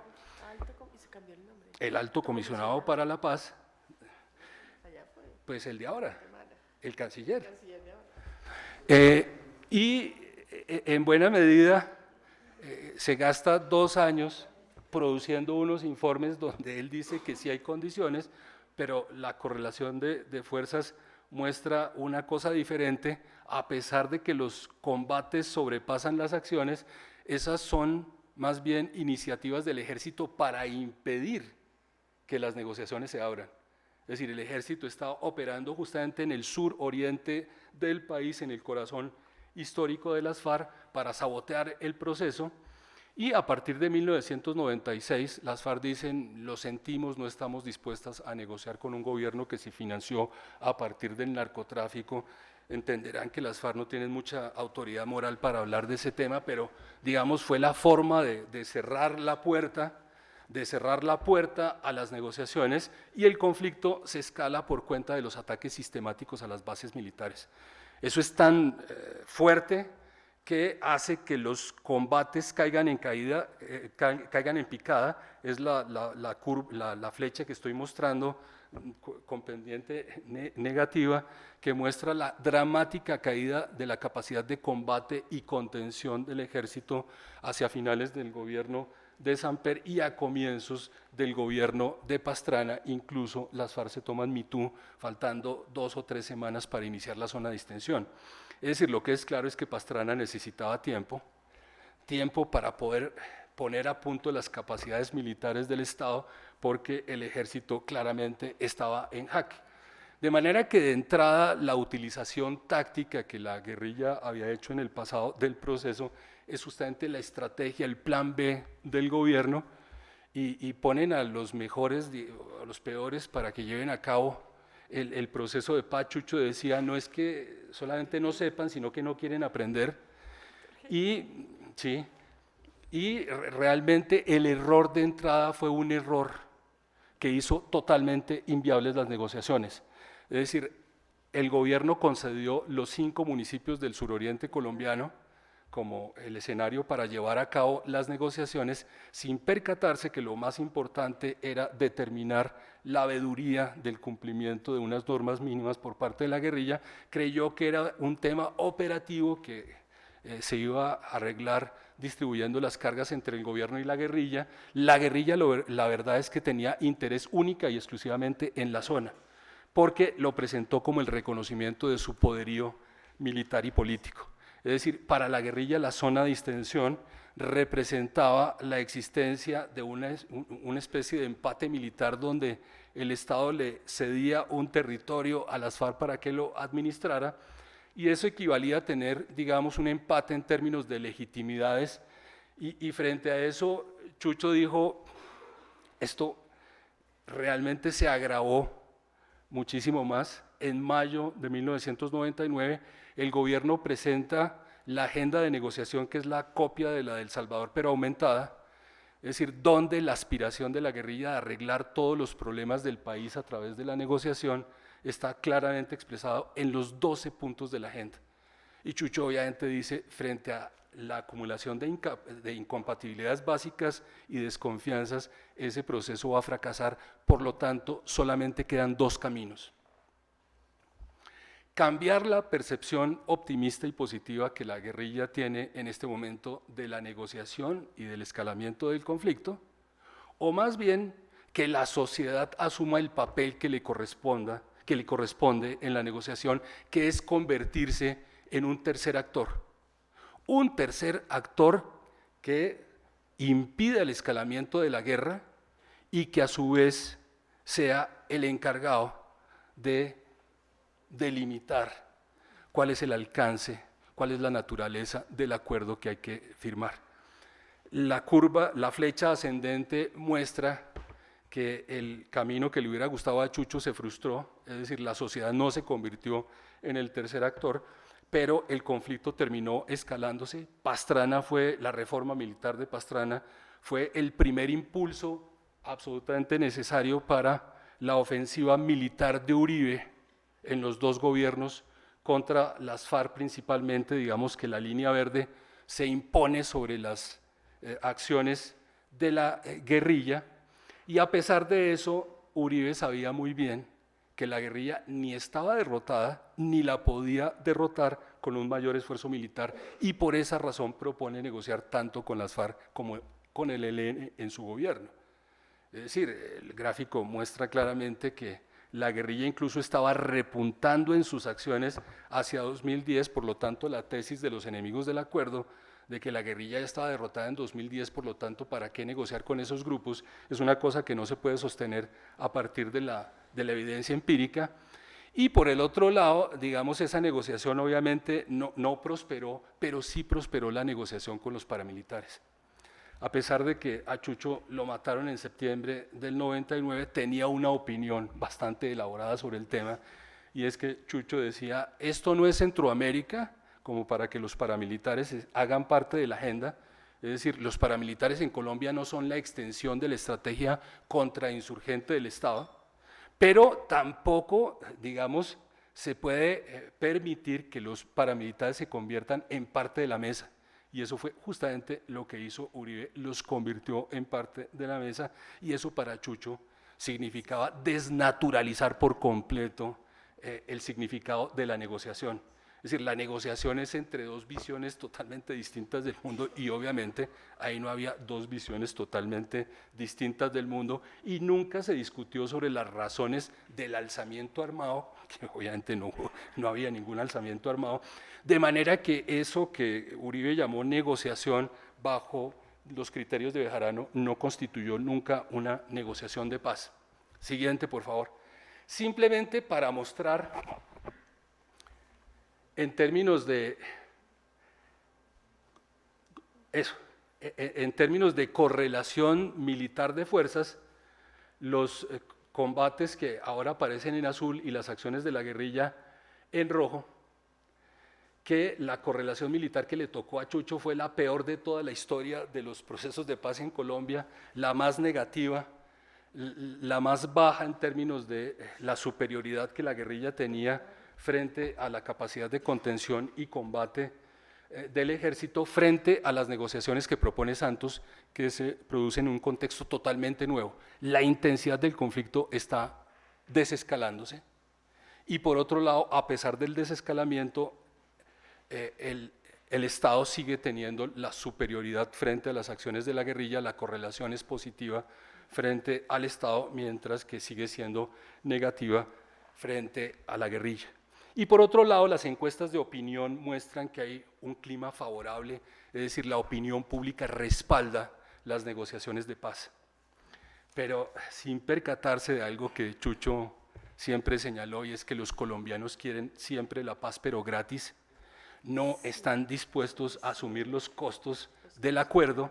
Y eso, ojalá el gobierno lo hubiera leído a tiempo, pero es que las encuestas, después de preguntar, ¿usted está de acuerdo con la salida política? Claro, todo el mundo, desde el momento en que Pastrana cambió la correlación de fuerzas por la reforma militar, pero también se le preguntaba a la gente, ¿usted está de acuerdo con la participación en política de los exguerrilleros? Por supuesto que no, en un 70%. ¿Y usted quiere que no paguen cárcel o que paguen cárcel en Marte? Y obviamente los políticos contrarios al proceso de paz se encargaron de difundir la idea de que la justicia transicional, y muchos periodistas, es impunidad, y ese fue el mensaje que caló en la gente.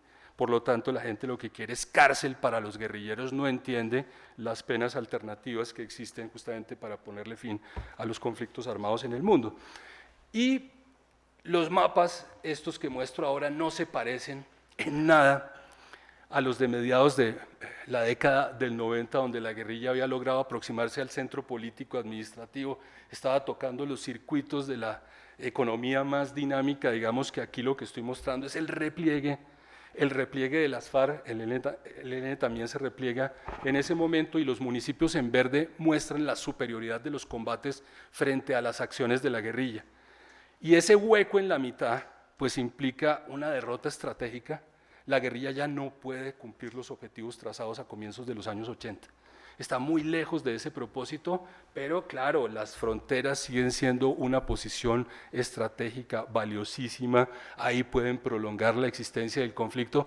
Es decir, Santos tuvo toda la razón cuando dijo hay que ahora insistir en la salida política porque el escalamiento del conflicto y la degradación va a llevar a que todos apelen a las peores prácticas para lograr sus objetivos. Y eso se expresa en esta agenda totalmente acotada que no tiene punto de comparación con la de Caracas ni con la de el Caguán. Los 12 puntos del Caguán quedaron reducidos a estos 5 puntos y la verdad es que eso es el resultado del esfuerzo que hizo el equipo negociador de Santos, encabezado por Humberto de la Calle, que lo que hizo fue poner el enfoque de Chucho en el centro de la estrategia del gobierno. Es decir, si no han leído el libro de Humberto de la Calle, Revelaciones al final de una guerra, se lo recomiendo, porque cita varias veces a Chucho, pero lo más importante es que muestra cómo el enfoque de Chucho, el que detalladamente presentó Humberto, es el que guía la estrategia del gobierno. Desde el primer capítulo lo que dice Humberto de la Calle es: yo nunca concebí la mesa de negociación como la última batalla para ganarle la guerra a la guerrilla, sino más bien como el ejercicio minucioso para superar las incompatibilidades básicas que permitan realmente sellar un acuerdo de paz. Eso, digamos, que se expresa en esa agenda totalmente acotada, donde el foco de la negociación, por primera vez una agenda de negociación con las FARC tiene un foco claramente identificado, que es el desarrollo rural integral, por muchas razones, porque el escenario principal del conflicto ha sido la zona rural, porque está en la narrativa de las FARC, porque hay una deuda social enorme con el campo colombiano y es el momento de pagarlo. De alguna manera, la agenda de las FARC integra la agenda del campesinado colombiano y digamos que ese es un acierto enorme. Y adicionalmente, lo que hace digamos, el equipo negociador del gobierno de Santos es borrar la idea de que hay que construir voluntad de paz. Lo que hace es construir voluntad para hacer, digamos, un acuerdo que permita ponerle fin a la confrontación. La guerrilla renuncia por completo a que la agenda exprese la solución de todos los problemas del país, más bien lo que pide es garantías de participación en política para tramitar esa agenda como partido. Y digamos que eso es el resultado de la visión que tuvo Chucho Bejarano sobre las negociaciones. La última simplemente muestra la incompatibilidad básica que nuevamente se presentó frente al tema del cese al fuego. Me consta que lo que hicieron los asesores de paz del gobierno Santos fue simplemente copiar el modelo de concentración de los frentes guerrilleros, pero nótese que las veredas ya no están hacia el centro del país, es decir, que el dispositivo de la guerrilla cambió por completo, está en zonas marginales, rurales, es decir, la entrega del territorio a la guerrilla es otra de las mentiras para tratar de oponerse al acuerdo de paz. Y habría que decir que Chucho probablemente hubiera estado en desacuerdo con algunos de los temas que se trataron en la mesa. Yo creo que hubiera estado muy en desacuerdo con la participación de militares activos en la mesa de negociación, porque Chucho claramente decía eso se justificaba en el caso centroamericano, donde el foco de la negociación estaba en reducir la injerencia de los militares en la vida civil, pero no es el caso de Colombia. De manera que los militares en la mesa, para él era una cosa que no tenía sentido, digamos que desconfiaba mucho de la insistencia de las FARC de tiempo atrás, de que los militares tenían que estar ahí. Y en el libro de Humberto de la Calle se corrobora que Chucho también tenía razón en eso, porque a partir de la presencia de militares activos en La Habana, las FARC trataron de dividir al equipo negociador del gobierno con la tesis de que era mucho más fácil ponerle fin al conflicto armado entre combatientes, entre militares, que los civiles sobraban, que no sabían de la paz, que la llave de la paz estaba en los militares. De manera absurda, las FARC pretendían debilitar más a Santos, es decir, no entendieron que lo que había que hacer era apoyar al presidente para que el proceso realmente saliera adelante. Por lo tanto, yo no tengo duda de que Bejarano habría compartido la frase de Humberto de la Calle, que el acuerdo que se firmó con las FARC fue el mejor acuerdo posible. Muchas gracias. Felicitaciones, Camilo. Qué bueno. Gracias. Muchas gracias. Se autodenominaba irenólogo. Pero era conflictólogo también. Sí, no, claro. Claro. Pero después pues, tenía que hablar de Porque el punto es que los otros no sabían ni la paz ni la guerra. Los profesores Salomón, Humberto y Camilo. Reiterar el saludo a nuestros académicos, colegas Álvaro Rodríguez Gama de la Academia de Lengua y de Medicina. Esta noche ingresó a la Academia de Lengua nuestro académico Carlos Rodado Noriega, que nos complace altamente, a José Antonio Molina de la Academia de Jurisprudencia y a Walter Escorcia de la Sociedad Geográfica de Colombia. Hay en la sala invitados, queridos por todos nosotros, todos ustedes, el embajador Gabriel Duque, contemporáneos de la época de Chucho, Jessy Soler, Javier Rosero, Jessy Sandoval, Carlos Londoño, Gladys Becerra, Javier Rosero, de esa generación, y académicos queridos como Darío Fajardo, Jorge Iván González, Consuelo Ahumada y tantos jóvenes, alumnos nuestros de las universidades invitados hoy. Qué bueno que puedan llevar esta síntesis de esta experiencia dolorosa pero aleccionadora para todos nosotros. Déjenme cerrar con unos WhatsApps. Chucho es la expresión del realismo, alguien que se aferra firmemente a la realidad, a la tierra, a la historia, frente a una tendencia económica hoy que anda por las nubes y vive de modelo en modelo y salta de un modelo a otro, que explica poco y no resuelve nada, pero se solaza en mostrar y lucirse a sí mismos en un torneo de modelos. Chucho es la expresión de un pluralismo muy extraño en su época. Como bien decía Salomón, la militancia partidaria era la definición de todo y el concurso de docentes era también por partidos políticos. Salomón no lo dijo, pero le pasó que logró, al llegar a Estados Unidos, convencernos de la importancia de estudiar los autores en sus fuentes y no en manuales. Estudiaba a Marta Harnecker y a Nikitina Pesenti, el manual de la URSS le producía urticaria a Salomón el manual de ciencias de Comunidad de la URSS, y logró poner un curso de Marx que él dictaba. Yo lo tomé, pero al salón de al lado el Pollo Sarmiento dictaba otro Marx soviético para que la gente del partido no se fuera de pronto a pervertir en sus creencias. Salomón tuvo el realismo de reconocer ese día, en ese debate académico, que él había llegado a Marx por Ricardo, y algún cicuta le preguntó si por Ricardo Sánchez, que no era el sentido de la frase de Salomón. Debo decir aquí, para testimonio de este acto tan generoso con ustedes, es que yo fui alumno de Salomón. No pregunten en qué año ni por qué razones, solo decir que yo entré muy viejo a estudiar economía. Eso habla bien de la juventud de Salomón y de mi vejez como estudiante de economía. Y tenía examen final con Salomón. Él me ha insistido en leer, me hacía reseñar cosas, los bucheles y los lienzos del Capital.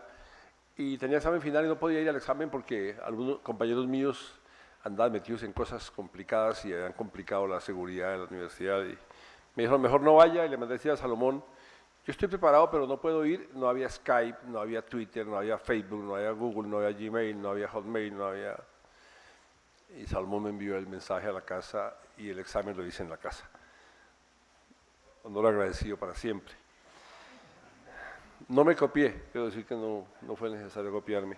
Decir que encontrar en Chucho temas sobre el imperialismo al comienzo de su obra, temas sobre el tema de la transferencia de capital al exterior, ir evolucionando por la historia a la tierra y terminar en La Paz, es un aterrizaje que después, Mocos en la alcaldía y en el Senado, Salomón en la Junta de Banco de República, Fajardo en la alcaldía y la gobernación, han intentado que el académico de su Torre de Marfil vaya a hacer el intento de que sus ideas sean realidad, y eso es muy costoso y difícil y muchos no lo hacemos.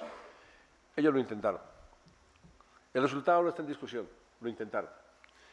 Chucho marcó una ruta en ese campo y frente a esa visión excluyente partidista, la ironía sarcástica de Chucho, el descreimiento, es una cosa pasmosa para nosotros. Podía usar cosas de la CEPAL o de Mars sin espelucarse. Otros marchábamos, pintábamos paredes y él estaba en la cafetería discutiendo interminablemente con la gente en un ejercicio que han llamado algunos socrático, muy útil para su época. Y cierro diciendo que cuando hablamos sobre el tema del Caguán me dijo una cosa demoledora, me dijo, ¿alguien cree que puede negociar con un despeje de semejante territorio de tiempo ilimitado, agenda abierta y sin condiciones? Camilo habla de una agenda de 10 puntos, con el desglose eran 111, que obviamente nunca comenzaron. Yo tenía una deuda moral con Chucho, muy grande, y es que somos paisanos, fuimos compañeros en la Tadeo, en el Externado, la Nacional, de un mundo muy diferente. Chucho andaba en la salsa, yo trasnochaba poco, pero en la universidad conversábamos eventualmente. Y algún día me llamó una alumna, no sé si está en la sala, llamada Lucistela Parrado, no sé si la veo bien aquí, y me dijo que estaban pensando editar esta obra que tiene aquí Humberto, que son 4 tomos, ¿no? 7 tomos, y que quería que yo hiciera el prólogo de un tomo de esos. Yo entendí que ella me decía que me iba a confirmar, y yo dije, pues estaré muy complacido, y entendí que le dije, y me avisa. Y yo pues me seguí en mi rutina de clases, y un día me dijo, ¿tiene listo el prólogo? Y yo le dije, ¿de qué? Dijo, para Chucho. Le dije, no, pero no quedamos en nada. Claro que quedamos en algo. Sí, usted lo va a escribir. ¿Cuándo? Es para mañana. Yo pensé decirle pues una palabra fuerte, pero claro, Estela fue mi amiga, mi alumna, tampoco lo hice en su hoja de vida, que fue mi alumna, pero se fue a la ESAB y demás, y yo forzado por la fuerza intimidatoria de que Chucho es mi paisano y yo tengo en la academia la silla de Chucho, ¿cómo decirle que no al prólogo para el siguiente día? Salomón es juicioso, escribe sus cuartillas para cualquier acto y todos sabemos la diligente y difícil tarea de poner un texto en el papel. Yo tomé un termo de café, apagué todos los teléfonos y demás, me puse a escribir, había leído Kerry, Diagnóstico y Estrategia, había conocido los temas de economía exportadora de Chucho, muy poco sobre el proceso de paz, algo sí sobre el tema institucional y mucho sobre el tema histórico. Me senté a escribir, deben ustedes suponer que entregué el prólogo, sí, pero obviamente no dormí. Tomé el avión, llegué a Santa Marta, tomé el carro y me choqué. O sea que pagué un tributo merecido a la memoria de Chucho. El prólogo no debió quedar bien, por supuesto, porque estaba sonámbulo, pero lo hice porque el imperativo moral categórico kantiano me obligaba a hacerlo.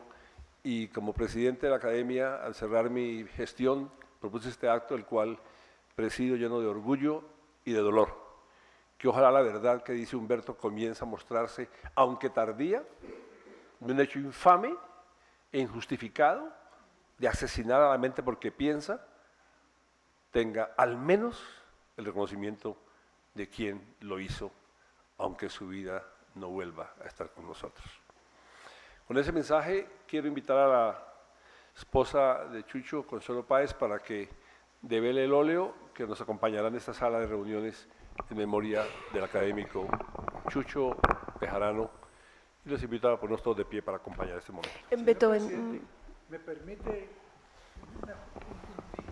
Es el siguiente, es la lectura de un mensaje vía correo electrónico, que creo que vale la pena leerlo. Lo he debido hacer al comienzo, pero al final no importa. París, septiembre 3 de 2019. Señores Academia Colombiana de Ciencias Económicas, apreciados académicos, muchísimas gracias por la invitación al merecido homenaje a Jesús Antonio Bejarano, quien fuera mi compañero en mis años de estudiante y luego mi colega como profesor y decano en la Universidad Nacional. Su memoria de intelectual brillante y colombiano excelente debe recuperarse, como lo hacen ustedes en este país que sigue olvidando a quienes le han entregado su inteligencia y le han ofrendado su vida. Mucho me hubiera gustado estar con ustedes en esa fecha. Desafortunadamente me encuentro fuera del país. Desde aquí sumo los míos a los sentimientos de sus familiares y amigos. Cordialmente, Guillermo Páramo Rocha. Gracias.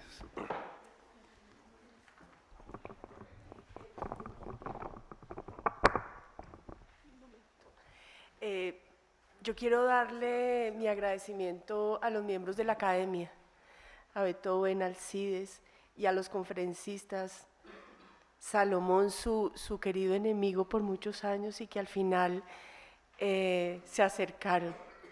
A Vergarita, que lo llamaba todas las noches, cuando se iba a lavar los dientes decía, vaya marcándome a Vergarita. A Camilo, su discípulo, que lo está superando. ¿Cómo me alegró ver a Camilo hoy y ver cómo transmitía todo lo que aprendió de Chucho? Muchas gracias. Yo no suelo hablar porque el dolor regresa, pero al mismo tiempo estos momentos son de un consuelo muy grande para mí, el saber que lo recuerdan, que están conmigo. Muchas gracias. La muerte de Chucho fue absurda e inútil. Gracias. Muchas gracias.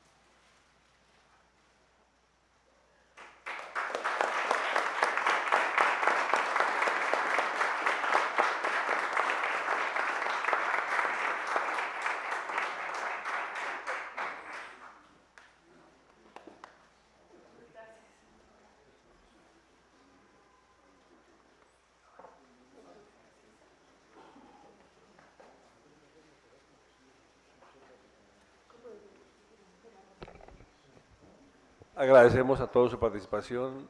Buenas noches.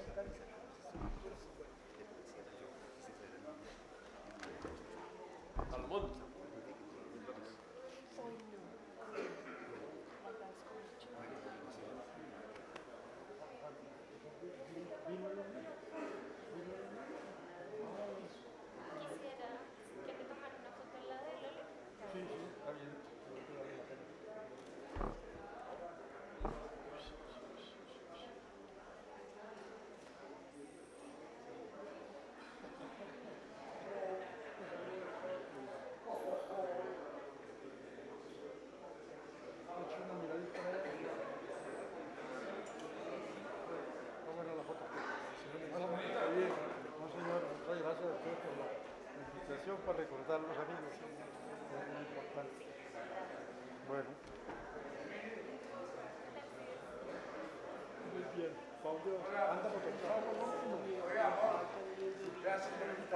¡Ay, Rosero! Yo lo llamé, yo le mandé a usted. A Chile me dio su teléfono.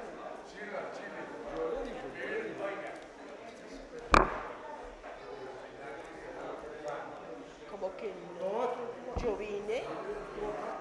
Rosero, yo vine.